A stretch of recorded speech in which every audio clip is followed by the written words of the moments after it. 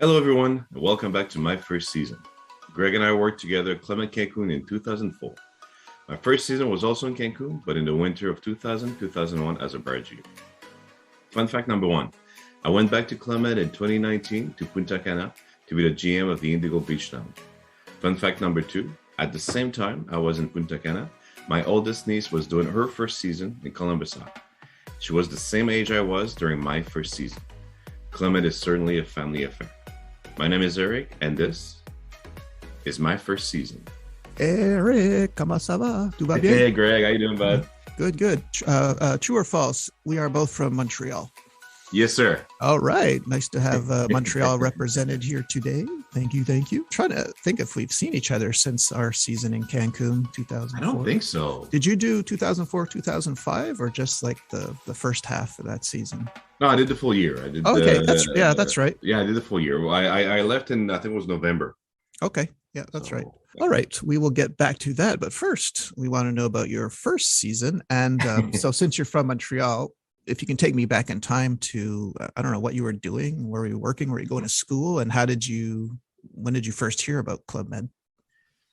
So back in those days, I was already, I was a late bloomer when it comes to the bar and restaurant scene. Like I was in my mid-20s when I started working as a bartender, and I was working in a golf course in Il Bizarre. And a colleague of mine there that I didn't know. Wait, Eric, can I back you up a sec? So where did you learn how to bartend? Did you learn, or did you just learn on the job? Did you take a course? Oh my God. My first career was music. Oh, really? And then I did a year in, I'm backtracking the story, but oh no, I want to hear about music now before the bartender. Yeah, but I mean it's going to link to it. Okay, good. So I did my jazz. I did a 1 year jazz studies in Concordia University. Oh, really? And so I was planning to be a jazz musician, and obviously live on peanut butter and hopes and dreams. What instrument? I'm a saxophone player. Oh, okay. Yeah, that's my main instrument. So yeah, so in my early mid 20s, at one point I guess I got tired of eating peanut butter and not really knowing what was going to happen with my life. So I became a bartender. So I was making more money behind the bar than in front of the bar. How did you do that? Was there a course given somewhere? Because a friend of mine took a course. That's what I was going to say. So yes, I actually did take a course, and it's funny because when I studied university, I was taking 1 year sabbatical. So that's like 30 years ago. So that sabbatical is pretty long. Then I had the senior, which was a very good friend of mine back then. I was like, okay, I'm quitting. I don't know what I'm going to do. In that state of mind, just trying to reinvent my life. And she was a very close friend of mine. And she's like, you know what, Eric? She goes, you should be a bartender. I see you bartending. So she's the first person who like kind of pushed me in that direction. And in Montreal, there were like a small school somewhere downtown. I don't remember. And it was like a 2-week affair. You were learning basic drinks and techniques and stuff. So I started that way. I went to class. They were replacing people, and they found me a job in the Italian restaurant here in the West Island, and that's how I started. That's how I started serving drinks instead of drinking them. Okay, well, yeah, this brings me, because when my friend, you might have gone at the same time. Like so when he would learn a drink at the end of the week, we would drink the drink. Now, were you doing that? Like, were you having friends over to try out your Harvey Wallbangers or whatever? Did this happen? Yeah. At all? Okay. So it's exactly how I remembered. Okay. You become pretty popular when you do a bartending class. Did you have a signature drink you liked to make, or was your favorite people liked? Actually, I came with a couple of one when I was in Clement. Really? I came with a couple of one. Like what? So the one I really remember, we called it the last call. Okay. And no, that wasn't it. Sorry, not the last call. It was a sure thing. You're right. It was a sure thing. And it was some kind of twist on a Cosmo. It was a Cosmo with, my God, what was it? We put Blue Curaçao instead of triple sec, and oh my God, that was an extra liquor, because your basic Cosmo was like vodka, triple sec, cranberry juice, and voila, you got a Cosmo. You rim a slice of orange on your glass, and it gives some nice flavor and all that, and you got your Cosmo. So I replaced the triple sec with Blue Curaçao, which is triple sec, just with a tint in it. And I can't remember what the other ingredient. So I added one thing to it. It's man. okay if you can remember it. We'll add But it. it was like No, if you, GOs and GMs alike were like every time they came to the bar. It wasn't Cancun actually. It was my. oh, It I was could during my first season. I It could was during always my first season in 2000 that I did. I could always add the when you remember it later. I could always add the recipe to your I'll try episode to. description, so the listeners can make it. Summer's coming up, but another thing. So I used to frequent bars a lot. Have you ever heard of the drink called the Hairy Gorilla? And if so, I heard the name. has anyone ever requested it? Have you ever done it? I've never done it. Okay, I so don't even know what's in it, but well, I've heard the name. well, interesting enough. What do you call the rubber mats that you put on the bar that catches all the spilled drinks? Like, does this have a name or just rubber mats? Yeah, I rub a mat. Okay, so what the Hairy Gorilla is at the end of the night at 3 o'clock, lights come on, you take a shot glass, and a person asks for Hairy Gorilla, you dump whatever alcohol has been accumulated in the rubber mat and you pour it into the shot and they drink it. And it's as bad as it sounds, yes, because I know it is. there are It's gotta things you're not supposed to mix that go in there. Okay. Oh man. All right. Yeah, So no. you're bartending. You're bartending. How did you see an ad for Club Med? When did you first, like, what was the spark? Where'd you first see Club Med? So yeah, so I was at the golf course in El Bizarre, and my colleague that worked there at the moment I never knew she did Club Med. I didn't know she was part of the recruiting team and all that. I didn't know nothing about it. And it was like the end of the season, and I was, golf course, you finish around September and there's nothing for the winter. And I was like, okay, what am I going to do for the next, 6, 7, 8 Yes, months? yes. To all the people from Florida listening, Oh. yes, Montreal, we have an end of season. You guys are like, what does he mean, end of season? We golf all year long. Yes, we're from Montreal. Snow's coming. September is the end of season. Okay, sorry, Eric. No, you got a great point there, because you have a lot of people from around the world will be listening to this. And yeah, sorry guys, we have a winter in Quebec. Yes, it lasts 9 months. Okay, and then some. Yeah. So I was talking to some colleagues, and then this girl named this girl just comes to me. She goes, you know what? You should apply to Club Med. You got the personality, this and that. She goes, I heard they're doing a porte ouverte, open door recruiting in Montreal, and she's like being very a bit like secretive about her involvement in it. She's really like pushing me, like, oh, I've heard about it. And wait, excuse me, Eric, was this the same person that suggested you be a bartender, or is this a different friend? No, different person. Yeah, okay. No, different life. Like at that point, like we're a few years forward. Okay. And I'm in probably like my third life at that point. And where was this open casting call in Montreal? Was that a hotel? It was at the hotel. Yeah, it's similar to what they still do today. Okay. So I get there, and at the entrance, the person that are greeting me, she's right there. So Sarah's right there at the table, and I'm like, "What the heck are you doing here?" And she starts smiling, and she goes, "Well, I couldn't really tell you I was involved, but welcome to the." So, anyways, that's how it started for me. That's how my Club Med love story started. Is literally someone suggesting that I should try it out. Wait, so Sarah was a recruiter for Club Med? She was a recruiter, yeah. Okay. Now, what kind of I love interview stories because I heard so many. So, do they make you tell jokes on stage? Did you have to sing a song, dance? What did they make you do or have to do? All of the above. Okay. Oh, really? Okay. So it really was. If I remember correctly, we started in a big room with like everybody that was there that day. We're all together at the same time. And then they gave us the basic speech about it. This is Club Med, this is what to expect, and this is what we expect of you if you get the job, and this is how it's going to work, next step, and like the big lines. And then they separated us in groups of I think it was like 5 or 6. I'm not too sure exactly. A few years ago, and then we had to come up with a little sketch. I can't remember what was the subject about it. There was like something specific about it. I can't remember what it was. But so we had to organize ourselves and come up with a little something. So like they wanted to see who had the entertainment fiber in them, obviously. So yeah, so that's basically what it was. And then you get up with your little group, and you had to act that little skit that you just came up with in a very short period of time. Let's put it this way, yeah. And that's basically a Club Med interview. They want to know if you're able to be in front of a crowd and act silly. And did they explain during this interview process? Did they explain to you? I mean, in 2000, you would have had a day off. So did they tell you you'd have a day off and what the hours were? I'm trying to remember if they actually went that deep in that first interview. I don't think so. I think that came more after when they call you back and say, okay, we're interested in having you. when can you leave? Like there was like a second stage at that back in those days. I don't know if it's still like that. It was really like, you finish the interview, you go home, you don't know if you got the job or not, and then you may or may not get a phone call, and then you get your phone call, and whoever's the recruiter is like, okay, well, we are interested in you. When could you leave so that we know when we can place you? And here's some details. And I believe they were sending us an email about that, like days off and stuff like that. So yeah, 2000 was it the first couple of years that we had a day off? Well, it started around 99, I believe. Okay, so it was around that time because I remember. Well, my first season, I was very lucky, man. I worked with guys like Red, Freddie, Boondog. My Oh, God, what's his name? Is the what is key? He's still in Cancun. Scott. Scott Smith. Yeah. So and I'm missing so many more. Like all these guys.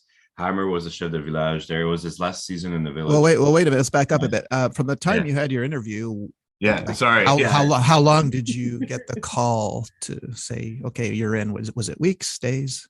Oh my God, it was fast. Less than a week, I would say. Oh, okay, good. Oh yeah, I think they were really looking for people right away because I basically went. My first season started at the end of a month, if not 2 months, at the end of the previous season.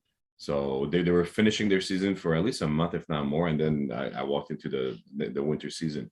So you would have arrived around you mean like November of 2000? No, I got there like late September, early October. Okay. Like really like basically at the tail end of the summer season, which normally like it was really early for us to be there season wise, like normally it's more like you said, like it's more November. You get the new people in for the winter, late October, early November. But I was there like in September. I don't remember what date, but yeah, so I was there a bit early. And yeah, I was there with all these superstars, like the Clement legends, that people still remember today.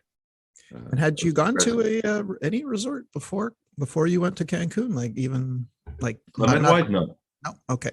I knew nothing about Clement. I mean, I knew Clement, like a lot of people in Quebec. Was it in the 80s that Dominique Michel was like a spokesperson for 80s? Well, I think it was in the 80s. So everybody kind of heard about Clement, saw ads, and the mythical side of Clement. So I knew that, but I didn't know much about it. I didn't know much about it when I got kind of directed in that direction. and from the names you mentioned, so since it was your first season, did you know that you were walking into a team that sounds like pretty stacked? If Hammer was Achieva Village and Red and Fred, I mean, did you know at the time, or was it only when you left you went, oh boy, that was a pretty good team? It's when the season changed. No. So to answer your question, no, I did not know that was not normal. I thought Clement, that was like all these great guys and girls, and wow, we're gonna have some fun, So that for me, my first couple of months, it was like a mind-blowing experience because all these seasoned geos and leaders and all that, it was like the village was running like incredibly well. So do you remember arriving like the first time to the village? Do you remember? Man, do you remember? Okay. And how was it? Were you nervous? Overwhelmed, I would say, almost, because it's pretty impressive when you walk into that. Cancun. Those of you that haven't been to Cancun, and it changed a little bit the entrance since back in those days, but still. So basically, your bus or your shuttle takes you, and you're at the tail end of all the resorts, all the hotels. So for a while, you're driving, and there's nothing more. A little left turn, or no right turn because you come from the airport. You take a little right turn, and you drive for a while on some kind of a street that brings you to the front desk, but there's nothing around you. You feel like you're basically like driving into the middle of the jungle, or I'm exaggerating a little bit, but that's how I felt, especially for the first season that I was. That's how I felt. And then you finally start seeing some buildings of the resorts, and then you get to the front desk. And I was arriving at this, if I remember correctly, I was arriving at the same time as a big arrival. I don't know if it was the Montreal arrival or something like that. So as a GO, I wasn't in the bus with the GMs. We were in a private shuttle. But you still get there and you see all these GOs that are just preparing to welcome the new arrivals of the GMs.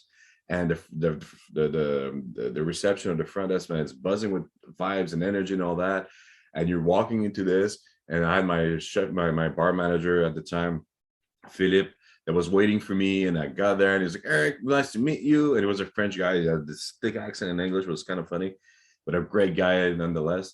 and welcoming me. And he goes, okay, Eric, just so you know, we're busy.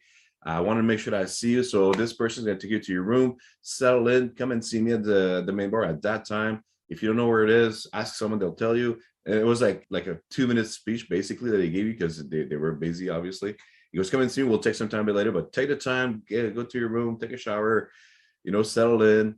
And then, a couple hours later, just meet me there and we'll have a drink and, I'll tell you everything you need to know. So that's basically how it started. Was he from France?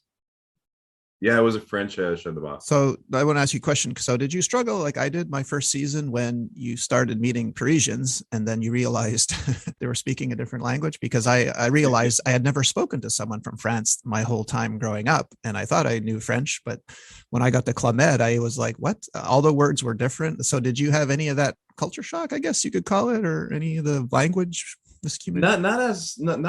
Not that much. French is my first language. So I got Yes, that advantage on a lot of people. but they say chaussette for socks, and we don't. No, And I know. I didn't know the word. There were so many words that were different. That I didn't know what voiture meant.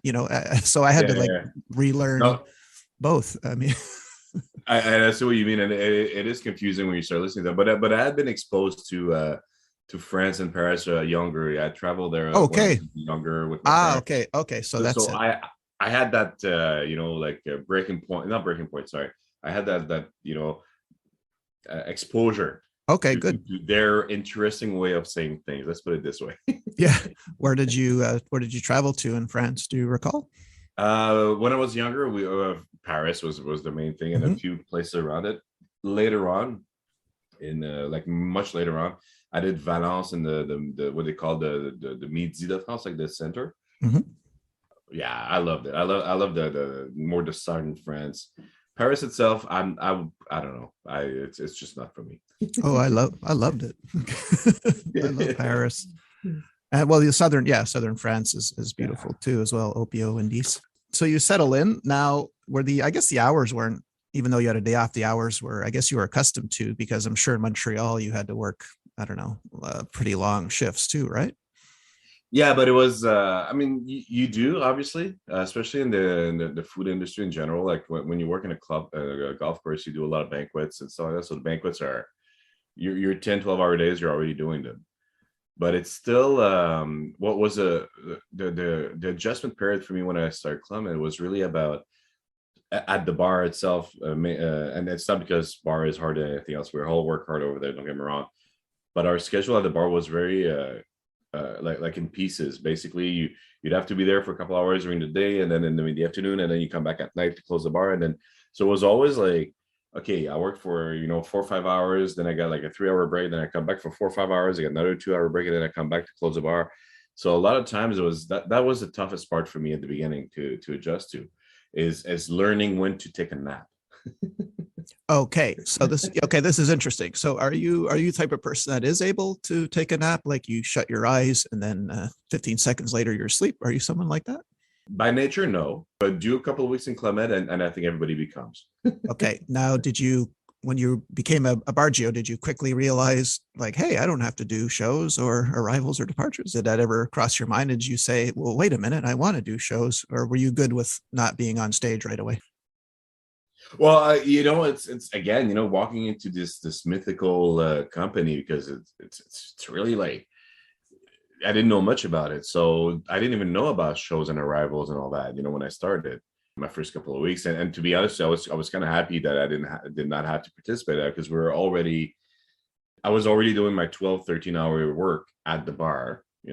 Like every other geos are doing their 12, 13-hour work, whether it's in their function or it's at arrivals or at shows, or it's long days, fun days, but long days. So at the beginning, I didn't really know that I did not have to do it. It just happened, I think, after a couple of weeks that I've been there, a geo that from the Skinetic that I got more friend with and all that, and they was like, yeah, man, you guys are lucky, you don't have to stay for rehearsals to and then be back up in the morning. Like he was like really like saying, man, this is a good gig to be at the bar. And I was like, I'm supposed to do that. So it was really like Oh, okay. I didn't know that was part of my Not job. well. No, you don't. I mean, No, you don't have to do it, but I was like, okay, Geo does that. Oh, yeah, okay, cool. there are people that always volunteered, like from the services that never had to. So when you saw one volunteering, it's like, wow, okay, you don't have to be here. You know that, right? You know. But it's actually then, and that's pretty much what happened to me. It's like in that first season there, at one point I went to, because I come from a musical background, like I told you earlier. So I'm used to stage, I'm used to do shows, I'm used to do that, and I enjoy it. So I went to, I don't remember what his name was, but after that season with Hammer ended, and then I started my real first season after. I went to see the choreographer at one point. I said, "Look, I know Bart's stuff because our schedules and this and that, but if you ever have something small or whatever you want me to do, it's like I'd like to participate. I would love it." And but in that season, it never happened. I started doing the shows in the season I met you in 2004. Okay. Yeah, we'll get to that later, but I Yep. did some staging there in those years. So in Cancun in 2000, my first season, I did play my saxophone a couple of times, especially when we had the RSVP group. So for those that are listening that don't know what RSVP group is, and it changed name a couple of times in the years. And now I think you mentioned to me, Greg, that it's called something else now when we talked a couple of weeks ago. So it's a group that organized traveling and then resort vacations and all sorts of vacations for the gay community. Yeah. So they rent the entire village. They do what we call a rent a village. So basically, it's only their group that are in the village. There's no one else, and you spend a week with these wonderful people. I mean, it's still up to this day one of my favorite memories is that week with the RSVP group when I was in Cancun in 2000. Yeah, they have like Atlantis for men, Olivia for women. So, Yeah, you're right. It's called Atlantis now. You're right. Okay, so you had Atlantis there. There were so they bought out the whole week, right? Usually they buy out the week. Is that true? Exactly. Yeah, the entire week. So, yeah, it's and like I seriously, some of my best memories are from that week. So I played music, and so they had Clement artist that came for that week, and she was like on piano. She was doing all the like I said, all the happy hour music. And after the first couple of days, we started chatting. She came to the bar, have a drink, and we started chatting about music. And I said, you know what, I play saxophone, and they said, and one thing led to another. She goes, well, you got to play with me. She goes, you have it with you? I said, of course. My saxophone travel with me pretty much everywhere I've been in the world. And she's like, well, you got to play with me. So I was like, well, it's kind of hard because I'm always been in the bar. So I talked to my chef at the bar. I said, look, she'd like me to do some stuff with her. And we try to fix it together. I said, you know what? I got a good idea. I told the girl, I said, my day off is Friday night. And it's like, not your last night, but it's like, it's going to be the weekend. And you guys are leaving on the Sunday. I go, how about Friday night? I do the gig with you if you want, And then we set it up that way. So yeah, on the Friday night, I just came with my horn on my night off, just got on stage with her, and we played for like a couple hours, and such a great experience doing that. Was she a singer or did she play an instrument? So she was a singer, keyboard and singer. So Oh, okay. yeah, so she was a solo act, like a little bit like a piano lounge type of thing she was doing. So no, we had a great time. It's like oh man, it's I like the three times I went to Club Med, the three separate times I went in the years. Those first couple of months there in Cancun are still probably some of my favorite memories. Okay, let me ask you a before Club Med question because I don't get many bargios on the show. Do you recall what your biggest tip was while you were bartending in Montreal? Do you still remember it? Because I'm sure if it was a pretty big tip, you would remember, right? Like, do you recall? Yeah, no, I'm laughing because I'm like, yeah, you're right. When you Clement, you don't get tips. Well, we're going to get to that, okay? But I'm just curious. Do you recall? Oh my god! You recall my was biggest it $100? Or is it up? Was it higher? I was higher than that. Oh, really? Okay. Yeah, I was higher than that. Well, and it goes with the bill that the guys rack up too. True. You don't get $100 for serving one beer. I'd say my biggest tip was I wasn't even behind the bar. I was a server in a fine dining restaurant in the West Island, Montreal. A buddy of mine had opened the restaurant. That's like years after my Clement time, and I went down there for the first like year and just helped them out at the opening. And I was there as a server. Man, it must have been like around 150 or $200 on a bill. But Okay. the bill was like and it was like a couple. It was two people. They were having like crazy expensive bottles of wine.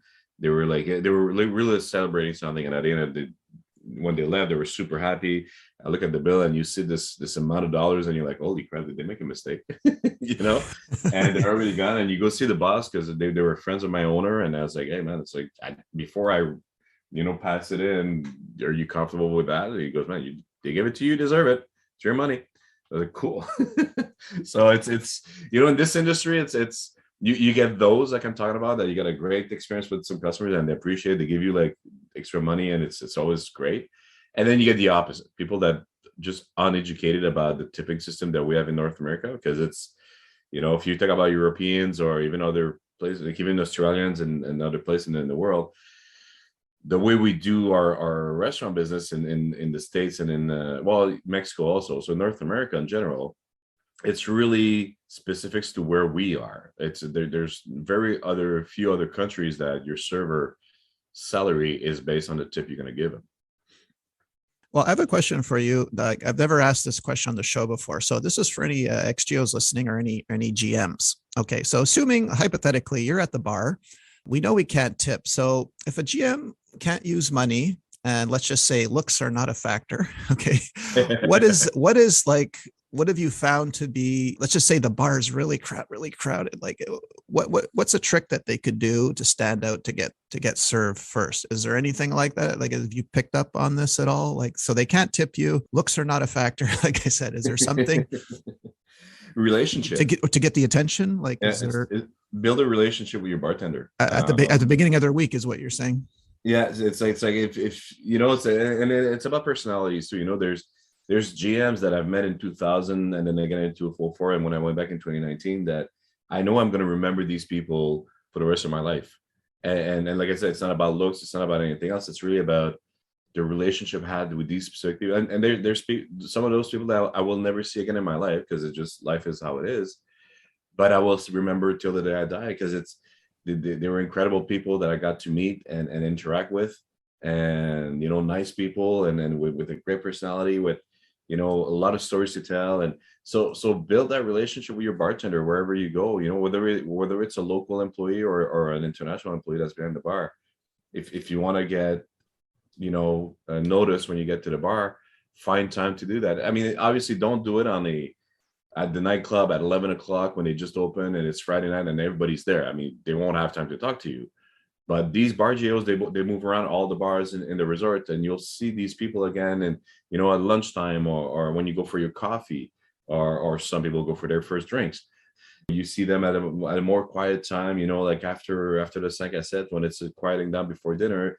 Hey, start asking them about them, because as GOs, we're used to, talk. Obviously that's our job, or part of our job, and not just a job because we like doing it. If we're there because we like the interaction with people. If not, we would not be GOs.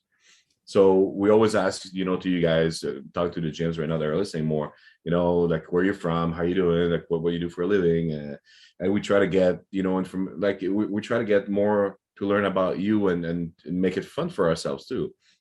And not that often the table gets turned on us.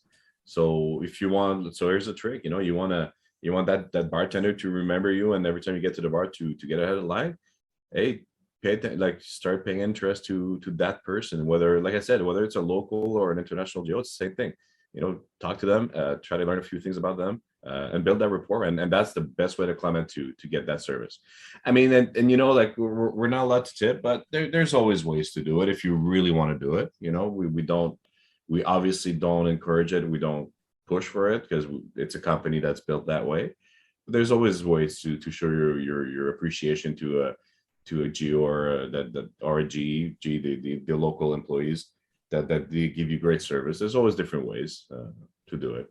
Yes, I would. I believe in that policy, so I would always refuse. But the very, very smart ones would leave an envelope for me at reception after they've gone. You know what I mean? Like, you got me. Okay, even after saying no all week. During your answer, you said stories to tell. You mentioned stories to tell. So let's take a story break. Do you have any stories from your first season? Like, I don't know, classic GO blunder, mistake, fish out of water. Does anything? Anything happen? You know what? It's my first season. Like the thing I often come back to is always that RSVP or you called it. Oh my god, Atlantis. Atlantis group, and that week, like I said, I still to this day one of my favorite week in Club Med. Like I had a lot of great memories from Club Med. I had a lot of great times, but that week is still today one of my favorite week as a geo. So, like I said, the village empties out on I think they were arriving Saturday if I remember correctly. So Friday, all the gyms they leave. Friday night, there's no one in the village, just geos because and then we're prepared. There's not much to do to prepare for them because they bring out all their entertainment, they bring all their everything they want to do, they bring. So we basically have a night off, which is pretty rare on a Friday night to have a night off. So our bars were still open, the restaurant was still open because even the geos we still have to eat and drink, but it was very quiet. And then Saturday happens, and then you got buses after buses after buses.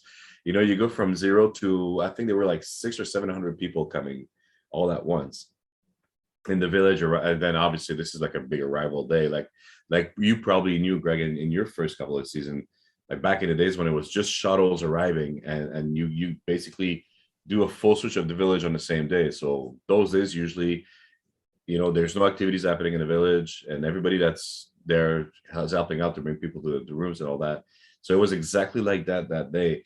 So I'm as a fairly new geo, my job was basically to take these people to their rooms with their luggage and just like talk to them about the village a little bit, like a lot of us were doing, because the bar itself was not really open since there was no one in the village. I'm bringing these two men, this married couple, to their room. They're from Washington D.C. Great guys, Wayne and I forgot his husband's name. Oh, I'm so impressed. I'm so impressed you remembered one of their names. Okay, yeah. this is from 22 years ago. Okay. I mean, Wayne Gooch. I mean, and if he's ever find this thing, man, I met him again in Punta Cana in 2019 by pure accident. So we kind of reconnected in 2019. So this amazing man is like, my God, just to give you guys a physical idea of what he looks like. I'm 5'11", close to 6, and he had a full head higher than me. He was this tall man, built like a football player, a beautiful black man, sense of humor like crazy, big smile. His husband was like super, like it was more of a quiet type, but very sweet man. So both of them, like you look at them, you're like, wow, man, this is love, this is beautiful. Bring them to their room. We kind of connected a little bit, and we chatted. They come back to the bar, and it's like he adopted me as his adoptive son, basically, for the entire week. I was his son. I was under his protection. Nobody could touch me. That was like kind of that, and in a good way. Don't get me wrong. It was like a fun way. There was humor in it, and we had a great week all week. So by the end of the week, like I was saying, those groups, they do their activities. They got parties planned, they got this, they got that. It's so animated for them, and they participate. The participation is incredibly high. They really have fun. It's like this community. I've learned more to appreciate that community when in that week. They know how to have fun and clean fun, like they know how to have fun. So on I think it was the Friday night, either the night they were leaving or the night before they were leaving, they do a big show, and it's a big drag show. So all the gay men that do drags, they do their show. They brought in all their costumes, all that. And my new friend Wayne, he's like, Eric, you gonna come and see the show? I'm in it. I was like, oh man, Wayne, I'm at the bar. I don't think I'll be able to step out the bar because we're still busy, even though you guys are doing your show. As I'll try, but I don't think I'll be able to. And obviously, we got busy during the show anyway, so I wasn't able to step out and try to see his part. So the show ends, and then we see everybody coming back from the theater, and then I hear this little high, and just to give you guys an idea, this man's got a deep voice. He's got he's a big guy, and he's got the voice that goes with his physique.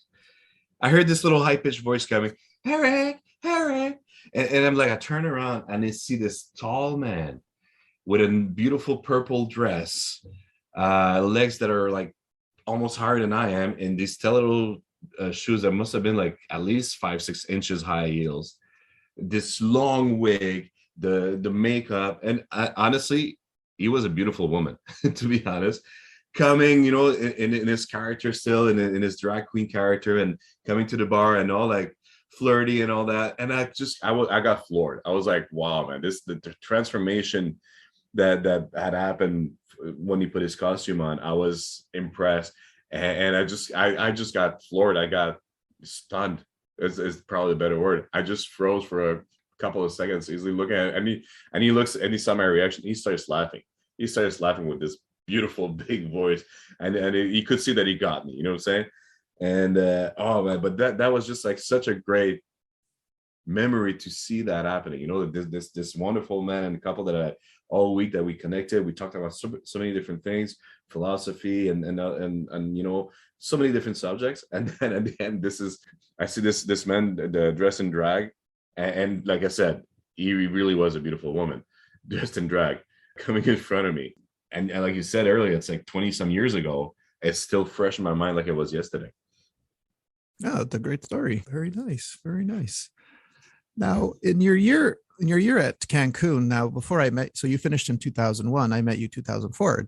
Was there a second season in there, or did you take a break? You know, it's my first Climate experience was like I was mentioning at the beginning. You know, I walked into this team of legends. You know, and it was incredible. You know, and they welcomed me like brothers and sisters, and it was incredible. And then obviously they start leaving, and you know, when you get a Climate, I think it's something, at least back in the days, that we didn't emphasis enough on the new geos, is like emotionally it's going to be hard because you meet people and they leave. You meet people and they leave. You know, it's like you meet a great GM on the Monday, and then on the Sunday they're back home, and then someone else comes in, and emotionally sometimes it's hard. There's people you connect with, and then they're gone. You know, and in 2000, the Facebook of the world did not exist. It was harder to keep in touch with people back then. We still bought those minute cards to put in the payphone that was in the middle of the village to call back home and say hi to mom and dad. You know, so it was a bit harder to keep in touch. So I got this amazing team, and they all leave like in November-ish. And then we got the team we had for the winter was more of a rookie or team, like a mainly European chef de service, like managers, and a lot of newer people, like not seasoned as before. So I would say probably like more of a regular season.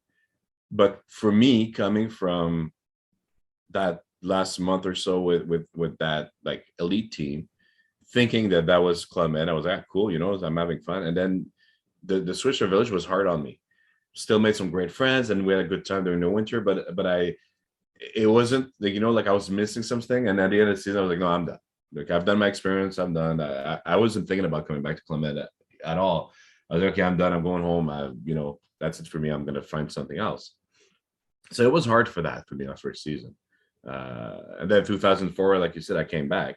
Well, yeah. Well, what are the odds that you go back 3 years later and Red and Freddie are there? You don't have Hammer. You don't have Hammer, but now you have Hendel from Montreal. There you go. So I know who had another dream team. So since this was your second season, you probably saw that team was stacked as well, correct?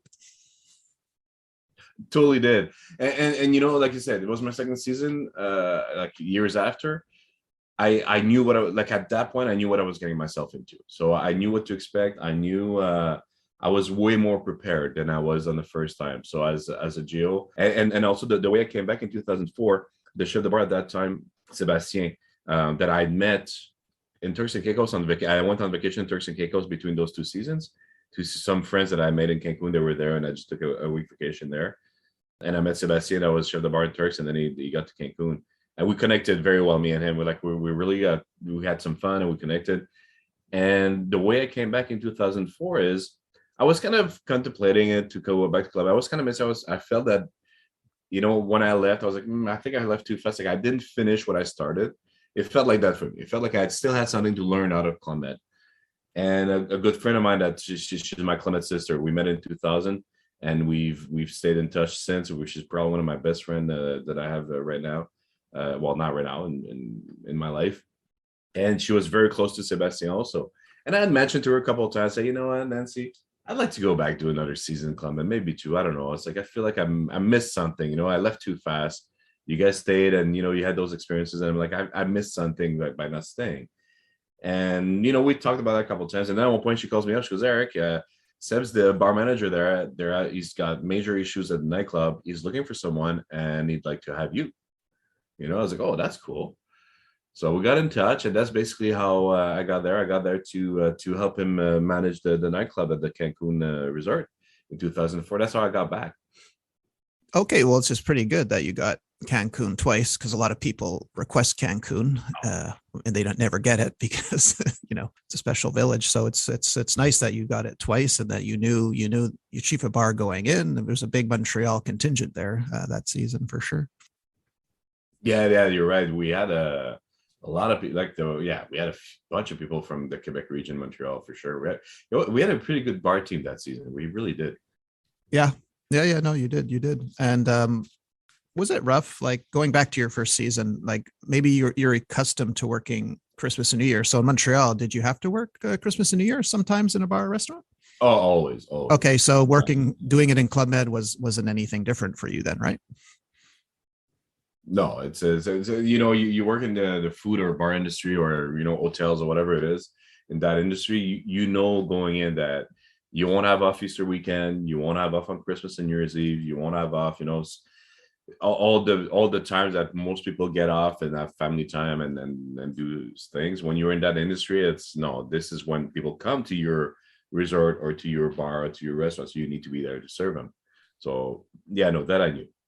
Did you meet any celebrities or athletes your first season at all? Anyone that you recall? That's a Anyone good question. famous? No, well, On you'd my remember. first season, You'd no. remember if you did, like a hockey player, Yeah, football player. no. Okay. My Again, first season, no, no. no, not my first season. Not that I remember. Yeah, and you're right. You remember those things, but no, my first season, I don't remember meeting anyone. Like celebrities that would stand out. Like you meet these odd actors. There's a few Quebec actors that came in those years that I remember seeing like on a week, but nothing that'd be like, oh my god. Okay. Well, what about your second season in Cancun this season that we worked together? Were there any there? Well, if I remember correctly, we had some Mexican celebrities that came because they soap opera. Yeah, they were yeah they filming. did They were they came filming. in they filmed the soap opera. So I mean, for me, I didn't really know who they were, but I remember all our Gs or our local employees. Wow, there was like, oh my god, this is so and this is so and they were like all impressed and that's when you realize that okay, these people are big here. It's like everybody was like, yeah. So I remember that was a fun. They were there for a couple of weeks or 2-3 weeks if I remember correctly. Yeah. They were there for a while. Well, you were when you were at the bar. So is it true what we see on movies and TVs that you kind of act as, I don't know, psychiatrist or marriage therapists? Is this true? Like, do people come to you with your problems when So you're behind a true. bar? Okay. you, you Did know you ever and did you you ever get well anyone out of a jam? Okay. Or give them good so advice? so yeah full disclaimer on this one, we're not mental health professionals. And you are not a We licensed don't. therapist, right? Yeah, Okay. we're not Okay. therapists. We don't Okay. replace a good psychiatrist or a good psychotherapist or whatever it is. Okay. So don't go to your bartender to hope for fixes. Your bartender is going to serve you a drink and make you feel good for a little bit. So Okay. full disclosure. All But right. that said, yeah, no, I've had even in Cancun, like I mean, in other areas like that than Clement, but even in Clement, I remember having people come to the bars, especially when you're at the annex bars. Like when we're in Cancun, you had the Palapa bar there that I was at for a little bit of time, and those annex bars are usually more quiet. They usually, so the people that come, they sit down. You have more time to talk with them and interact. And it's funny because I don't remember the names, unfortunately, but I got like 3 or 4 people that I see their faces now that we're talking, and I remember like in different times, in different periods of the season, and having these people coming almost every time and start talking, and they would actually share some of their burdens, and you could see that they just needed someone to talk to it, which happens often in any type of bars. You got someone that comes a bit down, and it takes a certain personality to be a bartender to start with, but you also would experience start picking up on those little cues, and you learn how to make people talk. And someone that wants to talk, that feels that they just want to unburden themselves with something, or they just want to, sometimes you just need to say things in your life, just doesn't matter who's listening, you just need to get it out of your mind and just try to figure things out. And often as a bartender, you become that sounding board. And yeah, no, in Cancun, and yeah, mainly in Cancun, it happened more than once. So there is that little part of it, of the job. Okay. Now getting back to your intro, So, you think you're done. You leave Cancun. We left in 2005. Fast forward to 2019. Somehow you're in Punta Cana. You go back to, now, how did that happen? Like, did someone reach out to you?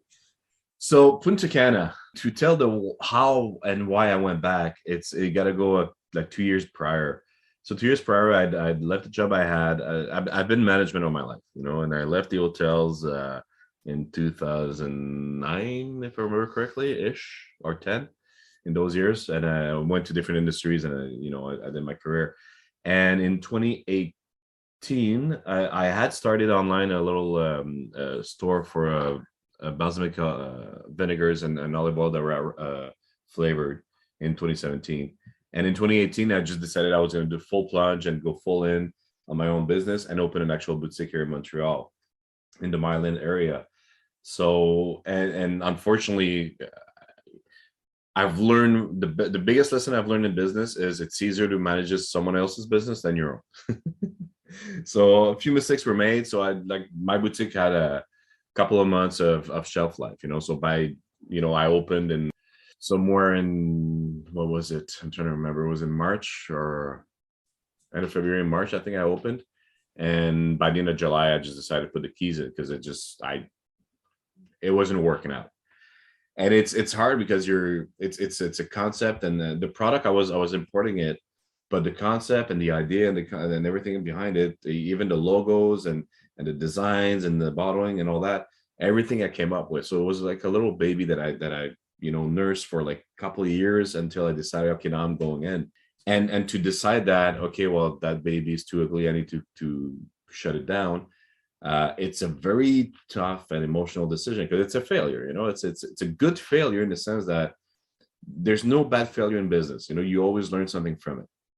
I've learned so much from that experience, but it's still a failure nonetheless. So emotionally it was hard. So, and I was like, okay, so now what am I gonna do? I don't have a job. I mean, money wise, forget it. It's all in that business that I just sunk. So what best way to take a year off life and to rebuild yourself and to not having too many worries is I should go back to Club Med. I was like, well, you know what? I'll do 2 seasons as a bartender. I mean, I'm a little bit older, but why not? And I'll have some fun for a year, and then I'll figure out what I want to do after. So Handel, that was still with the company at the time. He was at that point he was the head of recruiting in North America. He had left Villages not long before that. And I sent a quick message saying, remember me? We worked together in 2004. I'd be willing to give you guys a year if you guys need people, and I know Clement always needs good people. I was like, I'll be willing to give you guys a year. I got a year to give you wherever you want to send me, whatever you want me to do. I can do pretty much everything. Here's my resume. I'll be a bar geo. I'll wash dishes, whatever you need. Me personally, I'm telling you right now, cards on the table. I just need a year of, out of my skin and just have fun and not worry about tomorrow. So called me back and we back and forth on the phone a few times, and they found me a place so before I got to Punta Cana in 2019, I spent 2 months in Cancun. So the first job I wanted was like, hey, I'll take sommelier at Turks and Caicos. I was like, oh, man, wow, Turks and Caicos will be awesome. I'll be a sommelier. I'll go dive. Wait a minute, Eric. Wait a minute. There's actually a position. There's actually a sommelier in Turks and Caicos. Oh, there is now. Yeah. Oh my God. Okay. we have sommeliers now in Clement. Are you serious? Okay. Yeah. Okay. I don't know when they started doing that, but they have a full cave à vin. We have sommeliers. Obviously, you pay for the one that they're there. Okay. So those are charged. But no, man, they've created something really nice in every village. So yeah, sorry. No, I know. Sommeliers now. Good to know. Good to know. So that's the job I wanted. I was like, man, that's going to be awesome. It's you get paid minimum base wage that you get for Clement, which is not much, but then again, you get zero expenses or almost. So I was like, cool, it'll be great for a year. I'll just have fun, meet people, just chat and, enjoy the beach. And that was my mindset. And we were working towards that. And then at one point he calls me up and goes, oh, you know what? You're not going to go to Turks and Caicos. We're going to send you to Cancun. They need someone at the JAD there, which is the exclusive area. So in Clement now, for those that are listening that are not familiar with that, Clement a couple of years ago, I don't remember how long ago exactly, they've created a similarly a lot of hotels did for many years. So an exclusive area within the village. So an area where it's a bit more pricey for the room, but you get a lot more service. You get room service to your room. You get there's a bar and a little restaurant ish. Like you get snacks and different food there that you can get within that area where you are. And it's more private. It's a bit more quiet too. And so people that are there, it's like, and it's higher end service than you would get at the other restaurants or bars. So they need a manager there for the food and beverage. Because that's where you're going. Like, oh man, I said I didn't want a big job, I just wanted to relax. I said, okay, I'll take it. So I got there and I did like a month and a half, 2 months there, helped them to bring it back. They were having a few issues, so my manager skills came into play, and we built it back a little bit. And I got noticed by people, because then, a couple of months later, now I'm there. I get an email from our recruiter that's in charge of our the trafecteur, the one that sends us to the villages, and she goes, Eric, Punta Cana wants you. You're gonna be so you're leaving in like 5 days. I was like, what do you mean I'm leaving? So I call her up directly. I said, I'm gonna call you. I said, I don't want to leave. I'm happy here. I'm having fun. She's like, well, you got a handpick. They got this big project there. They're revamping the lounge. They need someone there to oversee it and take charge of it. So it was a bit of back and forth, I'll be honest with you. And then when I tell that story, I usually say, I said no 3 times. I don't know if I really did say no 3 times, but I didn't really want to go. And then at one point, she's like, well, your replacements are arriving tomorrow.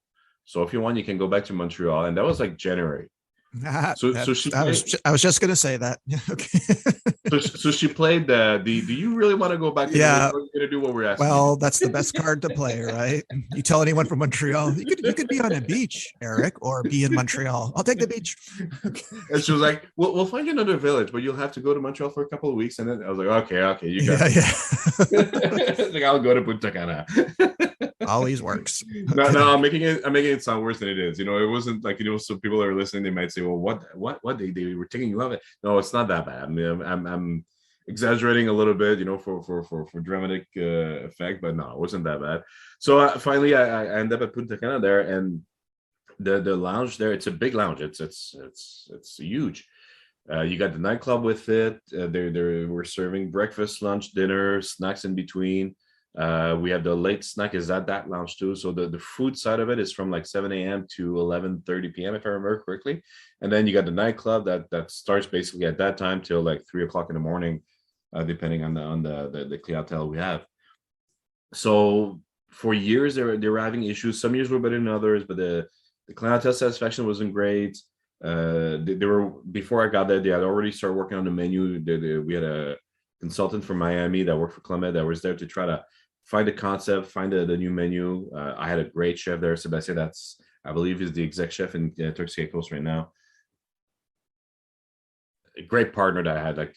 I don't think we would have had that much success we had at Indigo if Sebastian was my head chef there. Guarantee, because he's, my God, the things that they did in the kitchen was awesome. So basically, I got there, and my job was to make sure that this lounge went from one that people complain about all the time to one that everybody wanted to be there all the time. And we achieved that within a few months. And we did it within a few months because we had no choice to do it within a few months. So I got there somewhere in February, mid-February. Actually, no, you know what? I got there on St. Valentine's Day. That's true. I remember now. I got there on February the 13th, and then the 14th was my first day working there, because they had this big Valentine's dinner I was like, you're arriving somewhere and it's like, okay, what's happening? That's a bit how I felt that day. So anyway, I think we had less than 2 months to turn everything around, because we were having all the big CEOs of Club Meds arriving. I think it was like a month and a half, 2 months after I got there. So we had to prove to them that we had a new concept, that the staff was trained, that we could do something with it. And it was in the same times that the final preparations for Miches, which is the second Five Trident village that they opened. It wasn't finished building at that time, and they were like still negotiating certain things. So we basically had to prove to them that we could do something in Punta Cana, so that it would be more confident with Miches. So like in the nutshell, it was something like that. So there was a lot of pressure on that little lounge, and not just us. Obviously, the entire village was under pressure, because the entire village was under the microscope. again, because they were opening this new five trident resort. Well, they want to make sure that the one we have already there in that region is already working well, and there's no issues. So we got it done. We left a lot of blood on the floor, a lot of sweat. It's an expression, obviously, not literally, but we got it done. So they pulled me back in to basically manage one of their biggest lounge. Great experience though, and it on a personal note, it served me well because it really got me out of my failure from the year before. Like it got me back on, hey, you know what, I can do this. So it gave me back the confidence that I kind of lost a year prior when I had to close my own business.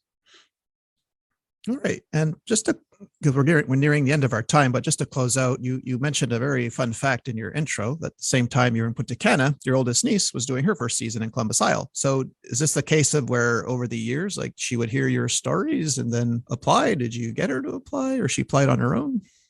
So the where was the seed that made her want to do it planted? I'm not sure because I've never talked that much about my experiences at Clement at home. My niece is like 20 some years younger than me. So, and in my eyes, she's still a little baby, like I got five nieces and all of them, when I look at them, they still look like little babies. So there's certain things about Clement that I would not talk at family dinners. And you know what I'm talking about. So I'm not sure where it came from, but they all knew that I work for Clement and this and that. And she approached me the summer. I still have my boutique, and she's like, well, I'm interested, I'd like to do it. So I told her, say, if you really want to do it, I know who you need to talk to, but just make sure you want to do it, because if you talk to that person, it might happen fast. So make up your mind, come and see me, and then we'll do it. And she was like, no, I really want to do it. Okay, perfect. So I put her in touch with Handel and an LP that were in Montreal. I said, these are the guys, and I introduced her to them, and I said, look, she wants to try it out. If you guys have something for her, and then and then I told my niece, I said, Emily, now it's up to you. I've done my part. If you really want to do it, these are the guys you need to talk to and sell yourself and prove yourself. And that's how it started. She didn't know at that time that I also started my coming back. Like, she didn't know. I didn't want to tell her. So the funniest thing is, I still had to go through the interview again, because they like, I know it's been so long. Clement would like you to do the full interview. People will want to meet you and this. I said, no problem. So I go to that hotel in Montreal like they used to do back in the days, and group meetings again, and the little show that was like, it's the interview didn't change. I didn't feel like it changed a lot at all from 2000 to 2019. It was the funniest thing. So as I'm doing we're finishing the interview, and we were about to leave, and my niece was coming back for a second call, for a callback. So I crossed my niece in the corridor. She looks at me. She goes, Tonton Eric, what the hell are you doing here? So, and that's how she learned that I was going back to Clement too. So yeah, it's and she loved it. She did a season. I didn't think she'd do more than that. Maybe she would do two, but she loved it. She had great experiences. We still talk about it together today. It's I mean, Clement, you've done it for a couple of seasons too. I tell people often, I say it's an amazing experience. It's going to make you grow. You're going to learn things about yourself and about people that you probably would never learn anywhere else. It's going to give you tools and contacts and a network that you will never build anywhere else. Clement, for me, it's brothers and sisters. There's Geos, including yourself, people that I met in 2000, people that I met in 2019, that I'm constantly in touch with. And when you see these people, it's like it was yesterday. It's like we shared that experience together. And even, whether it's 5, 10, 20 years later, it's like it was yesterday. You talk like you saw each other yesterday. And it's the beauty of the Clement family there. It's not all, it's hard work. You work hard. You work harder when you're there. But man, it's so much worth it. Okay, we're going to end there because what you said was so beautiful. You and I couldn't improve on that, Eric. So that was a very good answer. Wow. Okay. Well, geez, I want to thank you, Eric, man, for sharing your story with us here today. Very kind of you. Thank you. It's a great pleasure. Yeah, Greg, seriously. Thanks for giving me the platform to share that, because and as you talk about it, like I'm sharing with you and all that, all those memories come back in the brain, and you're like, oh man, it's putting a big smile on my face right now. Oh, good. Well, everyone, that was Eric from Montreal, and we'll see you all next week. Bye. Say bye, Eric. Bye, Greg. Bye, guys. Thanks for listening.